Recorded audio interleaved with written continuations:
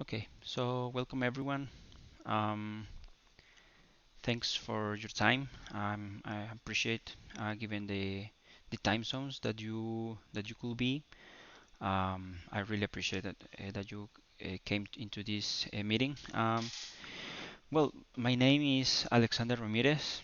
I work 6 years since 6 years as a software QE automation engineer. I worked at Zoom PayPal. I also worked at Xerox. Um, well, this is basically what I am doing right now, working in the quality assurance automation and giving the continuous integration and continuous deployment that is like the new way, the new standard way that everyone is moving. I really would like to show a brief overview about what is everything about the QA, and if you are interested, you can move it. I started working as a software engineer since 11 years ago, and it came to my mind in that I could move it into the QA automation world. It wasn't easy given that I was just a software developer, and that's like the mindset of the people who are hiring. They want some extra skills in order to see um, if you are able to test a particular software. So I would like to start with a question that you need to do, and that question is, what if, for example, what if I enter an integer here, or what if I put an string, if I put a null value, what if, what if I do something? And this is the really great about the quality assurance, because it um, you can create test scenarios in order to test a specific thing. Okay, so let me see how I can change this one.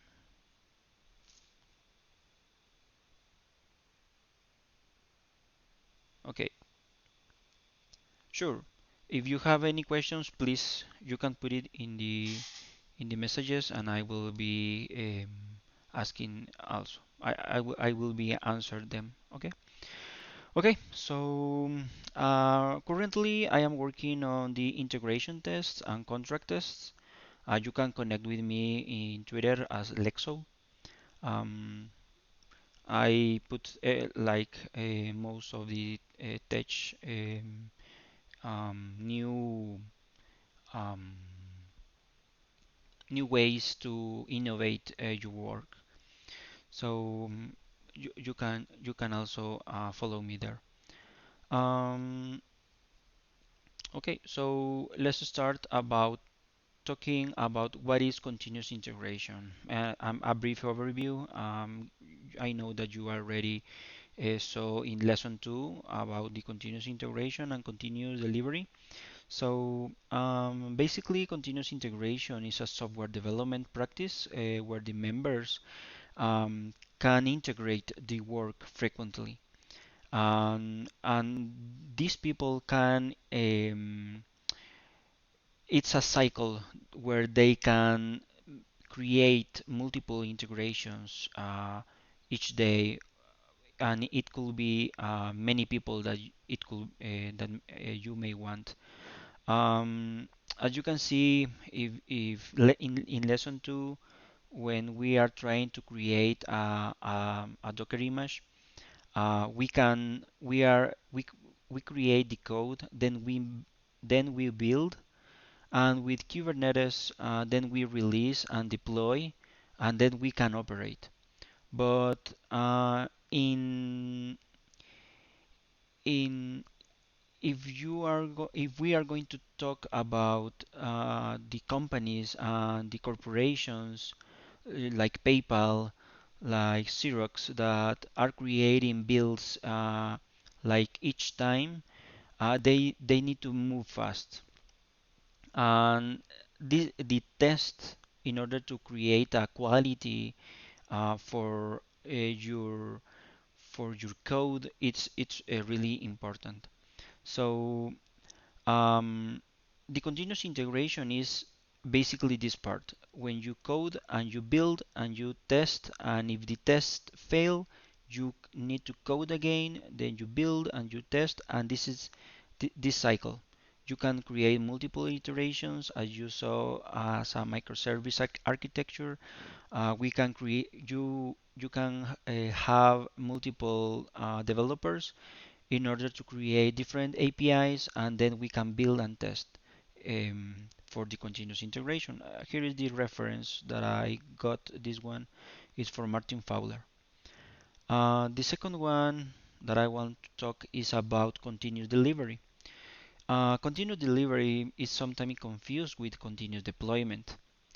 Continuous deployment means that every change um, goes through the pipeline and automatically gets put into production, resulting in many production deployments every day. One example of this is, for example, Facebook.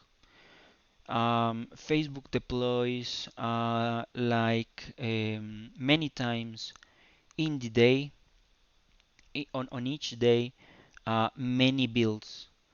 And why is that? Because they are coding, they are building, they are testing, they are releasing, deploying, and then are deploying also into production. So continuous delivery is just when you are releasing that code that goes build, and then you deploy. When you deploy and create an extra step to deploy into production, because you here says that we are going to deploy, but you can deploy into developer or into the QA environment. They on each corporation or each company like PayPal, like Xerox, they have like other environments in order to develop and test. So it could be sandbox, it could be developer, it could be the name that you will like. It's the another environment. So you can deploy into the developer environment in order to tell to your team, look, this build is already deployed. But when you are going to deploy into production, that it's what it means, the continuous deployment. Continuous delivery it just means that you are able to do frequent deployments, but you may choose not to do it. Usually due to business uh, preferring as lower rate of deployment. And this is basically in order to do continuous deployment, you must be doing continuous delivery. And you can read more about what is the continuous delivery over here. So we are going to move into the test. There are different layers that you can do as tests for all the security, for the performance, for the integration. So we are going to test with the basic. The basic is that you need to test with unit tests. This is something required. This is it's created by the developers. So the unit test is that you are testing a specific code of your software. Then we can see the component tests. We are going to see that as well. Then we have the integration tests.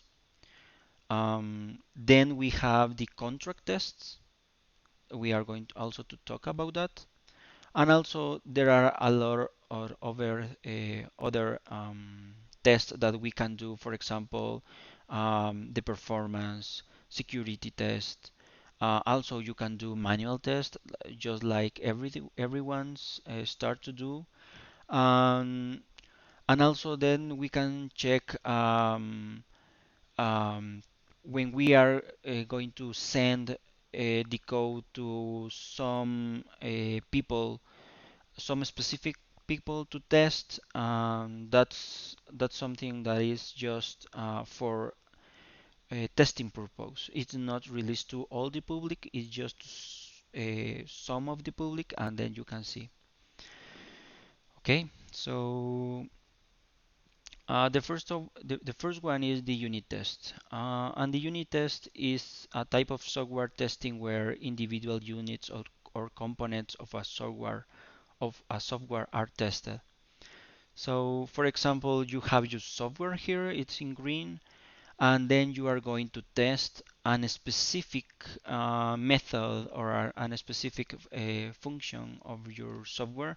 For example, return A or return ABC. And this unit test, what only cares is that you are receiving what you are telling to this method to receive. This is what we call a unit test. Um, Often the test unit relies on other units to fulfill its behavior. Maybe this function or this method wants to it needs to be called for another method. So but you are not testing this method, you are just checking that these methods are returning an integer value, or you are returning a specific value, a, for example. And there are another unit tests that are solitary, and those unit tests prefer to isolate the tested unit. So they doesn't need to be required another methods. It's just that you are just going to test that this method, for example, it receives two parameters and it results in a string. It doesn't care about the value or the result for other functions. It just you just need validation for this method in this example. Um, then we can see a unit test example here. For example, here we are checking that is a test we can import in Python a unit test. We can see that we are creating a method, a class that it's increment and decrement. This test will increment and this test will decrement. And it will assert that the value that we are receiving is equal to the decrement. For example, here we are going to increment the number 3 and we are assert that we are going to receive the value number 4.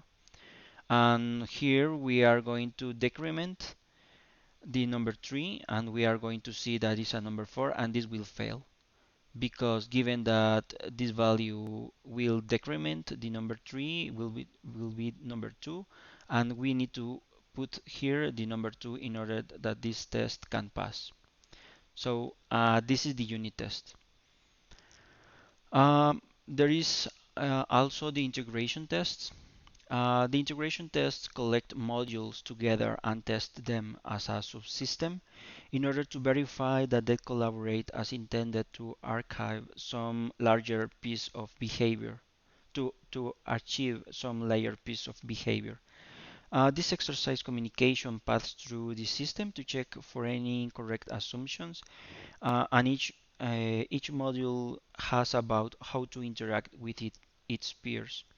So basically, you have now a method or you have a module, for example, return a list of a database, and inside you need to check the database and the table A, table B, table C, but you are returning your users, for example, here. So we can do an integration test. And the way that we are doing that integration test is that we are checking each of that layer inside, and we are going to say, look, this is an integration test for all the components that we have inside. We are ensure we are with this integration test, we are telling to them, look, we have all these components covered in this integration test. And one example for this one is, for example, um, the integration test. You can see this is the boundary for the integration test. You can see that, for example, here we are just going to test the database. This is an example of a microservice.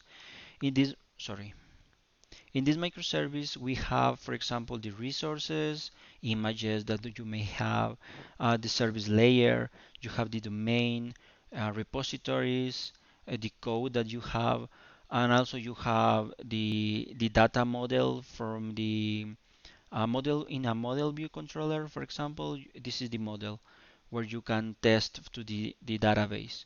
So this integration test, we are going to make sure that the data from that a microservice, we are going to test the data to the database. And in this case, we are also going to test we can create an integration test to check that the HTTP client it is working, the gateway is working, and someone as an external service can also have can get a request to this HTTP client. It could be a post action. It can be a get action for that. So um, this is really important. The persistent integration test provide assurance that the schema assumed by the code match that available in the data store. And since mod data store exists across a network partition, they are also subject to timeouts and network failures. Integration tests should attempt to verify that the integration modules handle these failures gracefully. We need to test also the failures.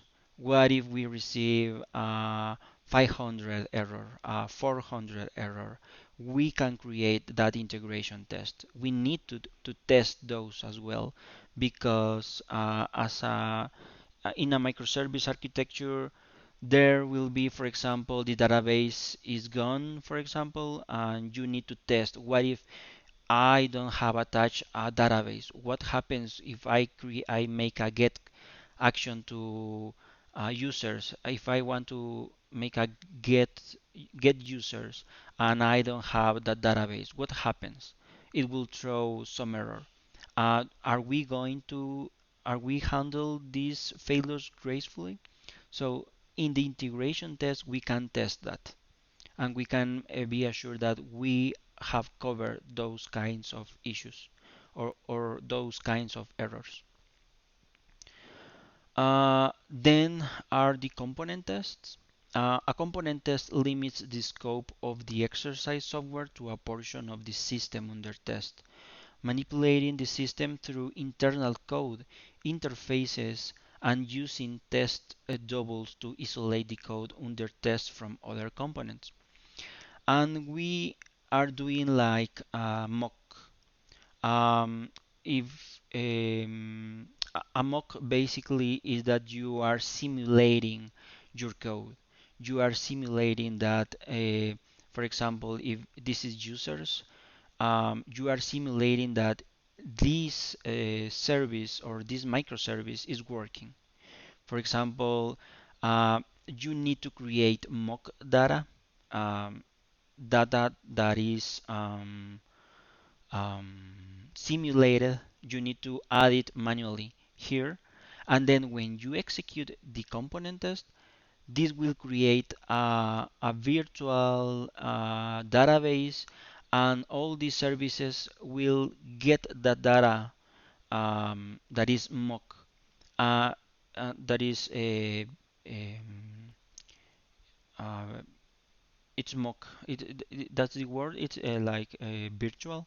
It's not like in a real database. It just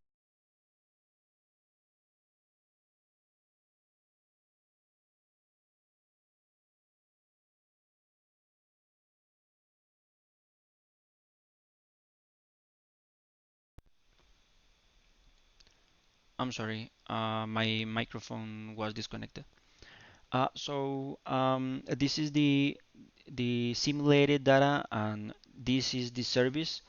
And when you are executing this component test, you are setting up your microservice and getting that simulated data, and then you can execute your test case for users. For example, you can say get the first user. So for the component test, you don't need to create a user. It's already created here. And then you can get that information through your service, through your components inside the microservice, and then you can get that user. And then you can see that the component is working. You are using your real components inside that microservice, but with a fake data. Um, And this is an example for the component test. As you can see, it's more complex because the component test, it takes all the components that you may have in your microservice. But as you can see, you are not using the database. You are just only using in memory data, and that's the fake data that you are storing. And that fake data, it's called mock data. You may have anything here, but as you can see, it's not like the live HTTP client. You create an stub. You create um, a fake HTTP client. it's this is not the live one. For example, this component can have slash users, and if you are going to get the users, this will get all the data, will use all these resources from the microservice, but from the mock data. So this is the way that component test works.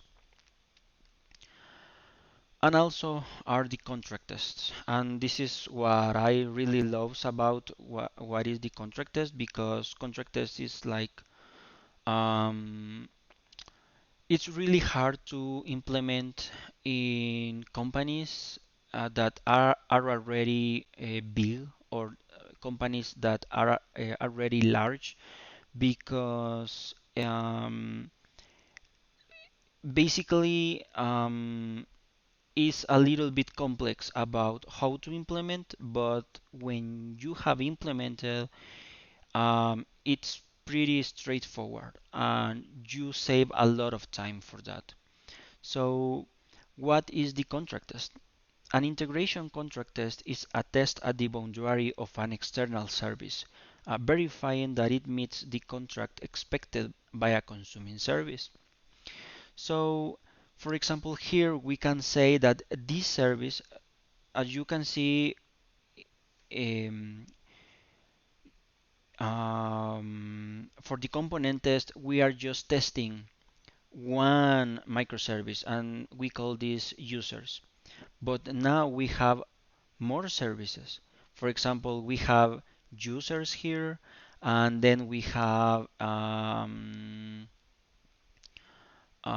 companies here. For example, you can get the companies and you have in data, for example, Facebook, Google, Udacity, something like that. Some data that you may want to know for. And here we have users, the um, user A, user B, user C. And here we have the companies, and here we could have another microservice that wants the users, and here we have another microservice that also wants users. So for example, we can put we these companies microservice wants to get a user from here, and when you are sending data from users, this becomes a producer because it's producing data. This is producing users, and this is consuming this user. So we can call this as a producer, and this we can call this as a consumer. And we are going to see the contract test example for that. When we have a producer like users, we can have a user, for example, get a user, and the ID will be 5. The name is James, and the age is 24. But for this service, maybe we don't need the age. For this service, maybe this service it's getting all data from the producer, but this microservice only needs ID number 5 and age number 24. And for this microservice, it will need the three parameters, the three values, the ID, the name, and the age. So for each one, for a producer and a consumer, when we have a producer and when we have a consumer, we create a contract. This contract, you can, it's saying, me as producer, I will always give you the ID and the name. It doesn't matter if I send more data. I am um, I am agree that I will send you the ID and the name. And the consumer says, look, I will be getting ID and name from you. Will be the same for the consumer B and will be the same for consumer C. And for each microservice that interacts that with this producer, we create a contract. So maybe this producer in future can add a new parameter. For example, ID, name, age. Maybe we can add um, country where this person lives, United States or another country. For example, United States. If this producer add that feature and put a country United States here, as you can see, you don't have to test this contract. You don't have also to test this contract, and you don't have to test as well this contract because you are just adding more parameters to this one. If you are, for example, you are going to say, look, I am going to remove age 24, the only contracts that you are going to test will be contract B and contract C because contract A, it doesn't matter. So what that means is that it saves you time that is expected when you are trying to welcome when you are removing age in this case, you are saving time in tests. And I'm not sure how is the test in your companies or in future, but you will see that integration tests, it's like a mess. For most of the companies, uh, when they are starting the test, it's really great because they are happy and they are adding more tests, more tests, more tests. But when they grew up For example, for big companies like Google, like Facebook, I'm not sure, Netflix, big companies, they need, they don't have like three microservices consuming one producer. They have like thousands of microservices.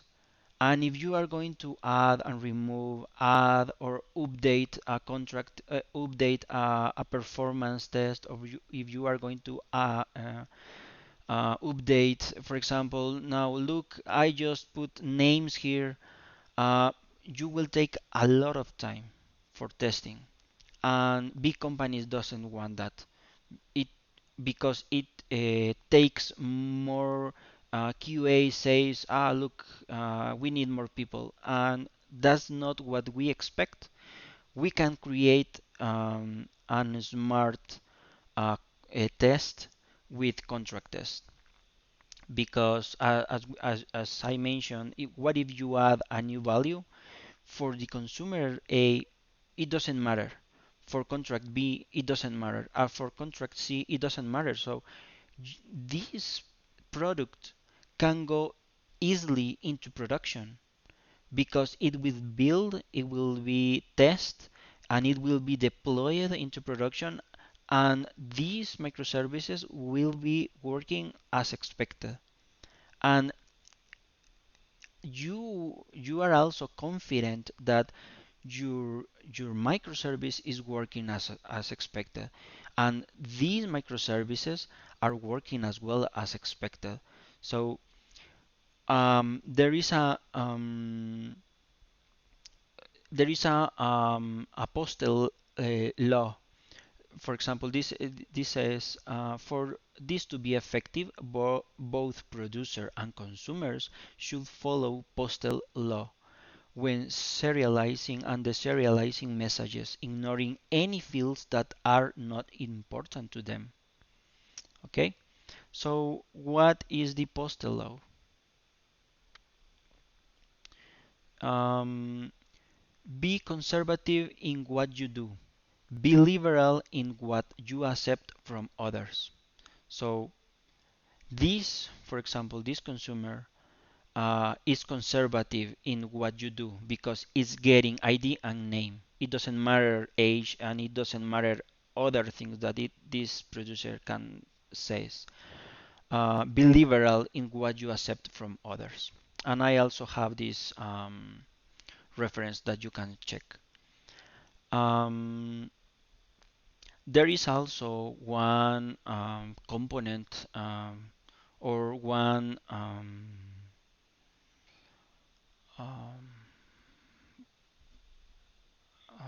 I'm not sure how to say, library. You can use one library that calls Pact. Uh, Pact is for contract tests, and you can use it. You can check. I will just show you the page. You can check as well. But the advantages for contract tests using Pact is that you control the development of both the consumer and the provider. The consumer and the provider are both under active development. This is super important. Uh, if one of the consumer of the provider is not active, um, it means that contract test won't work for you. Provider team can easily control the data returned in the provider responses. The requirements of the consumers are going to be used to drive the features of the provider. There is a small enough number of consumers for a given provider that the provider team can manage an individual relationship with each consumer team. So these are the advantages. And the contract test, we saw the continuous integration and continuous delivery, but the contract tests are not in this phase. For contract test and contract test and component test are inside the code. And this is another thing that that's also why big companies doesn't like much the idea of integrate of like using contract tests because you are going to touch the code of the developers and you are going to make pull requests inside the code instead of an integration test, for example. This is another repository. You have your code and there are another repository here for tests. And when this test gets all the API endpoints and everything pass, it will take like 2 hours or 3 hours. It depends on how many tests you may have here. But for contract and component test, you have the tests inside the code. When this is building, you are already testing with inside the unit test. You are also testing the contract test and you are also testing the component test. And when you are testing, it means that you won't have a build that has issues because you already tested. You will have successful builds that are already tested and you can go easily into production. Now we can see the disadvantages of the contract test. Contract tests are not going to be working for these reasons. Testing APIs where the team maintaining the other side of the integration will not also be using Pact. For example, if you are not using Pact, maybe this won't be working for you. Um, it it won't work if you are testing APIs where the consumers cannot be individually identified. For example, public APIs. We are just we cannot say to that public API, hey, I modify my code and I need that you can modify your code. Given that it's a public API, you don't have like the power or the ownership in order to modify that. Um, Contract tests are not performance or load testing.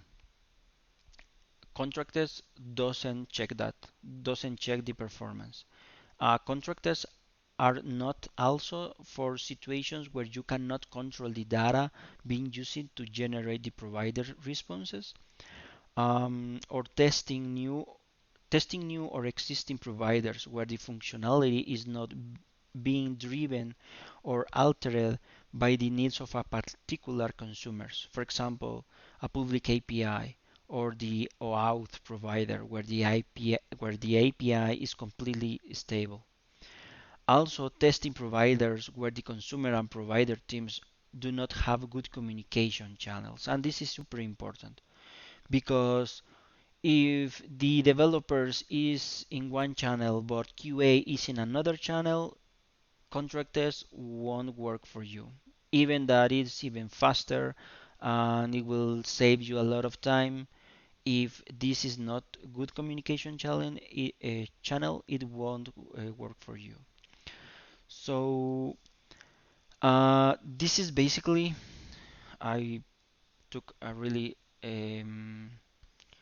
much time, but I really thank you. Thanks for your time.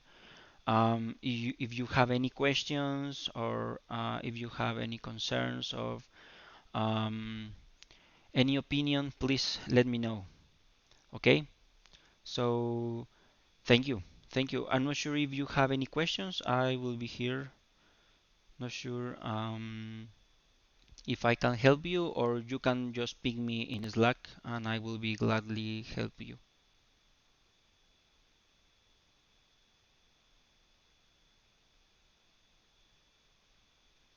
Okay? So I really appreciate. Hopefully, um, you can, if you are interested working in QA, please go ahead. Don't be afraid. Um, get the skills.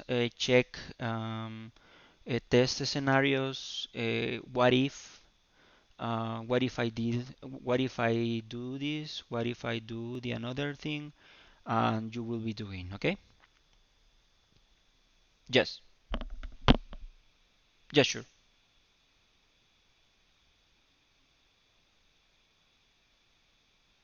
Yes, I will be published and I will send to you as well.